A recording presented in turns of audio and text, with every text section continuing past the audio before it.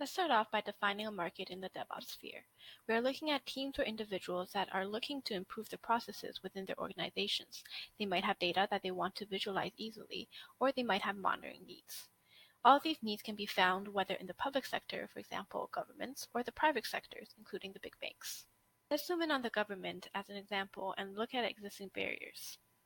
Privacy and legislation is an issue, so they need a solution that complies with these requirements. For example, their data must be secured.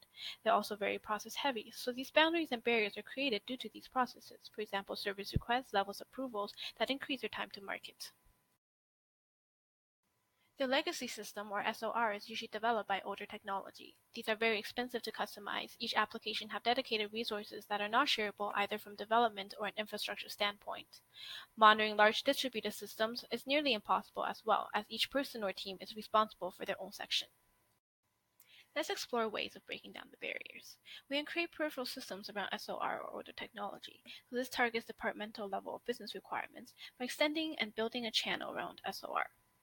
We can promote microservice design pattern by providing containerized solutions that will provide more room for CI/CD optimization.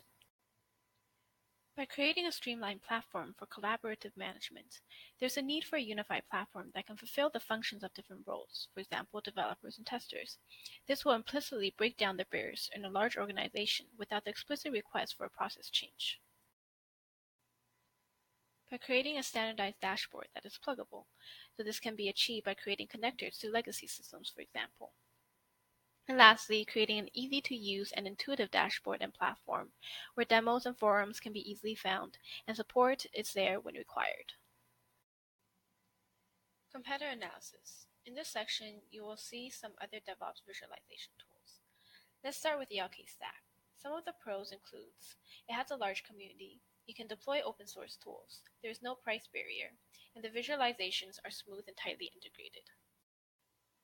However, you need to set up and install the environment yourself. It also requires a lot of machines that needs monitoring if you use it at a higher scale.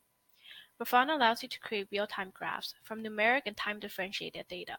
However, there are no collectors available, and installation and scaling become concerns. The last example that we will look at is Datadog. It unifies data produced into one location. It is DevOps focused that works well with an extensive ecosystem of other tools. However, it is currently built around aggregating and presenting data rather than performing analytics. So, what makes us unique and where do we fit in?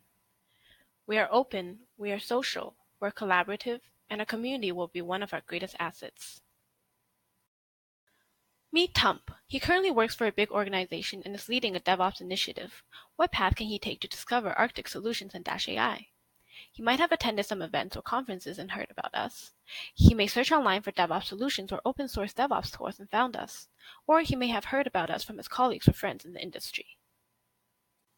I believe that our connectors in our community are our biggest assets.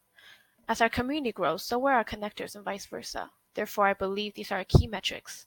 We should gain exposure by making our products more discoverable through SEO, creating more blog posts, online demos where value in breaking down existing barriers is clearly shown. We should also host and attend more events. We should form a DevOps community by creating a platform for developers to contribute to our open source project. By gamifying the experience, developers can earn points and badges displayed on their profiles and acquire free perks such as an Arctiq hoodie or free tickets to our events. This will increase retention and engagement, thus leading to more contributions.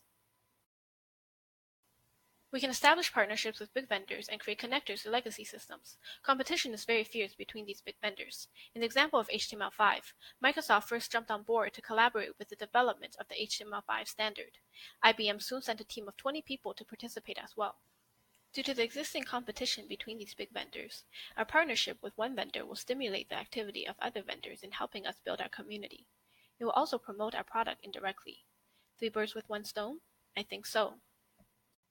We should also develop communities internally within organizations, or at least provide the tools and means to achieve this, by evolving -AI to become not only a tool for data visualization, but a collaboration tool used to break down the barriers of development and operations within large organizations. This feature will be very valuable as they can break down process barriers without explicit process change requests. By creating platforms to allow for collaboration and contribution, better iterations will be built with the help of our community. Of course, Arctiq will be there for support for implementation and development of our products as well. I have no doubt that together we can make Arctiq great one step at a time.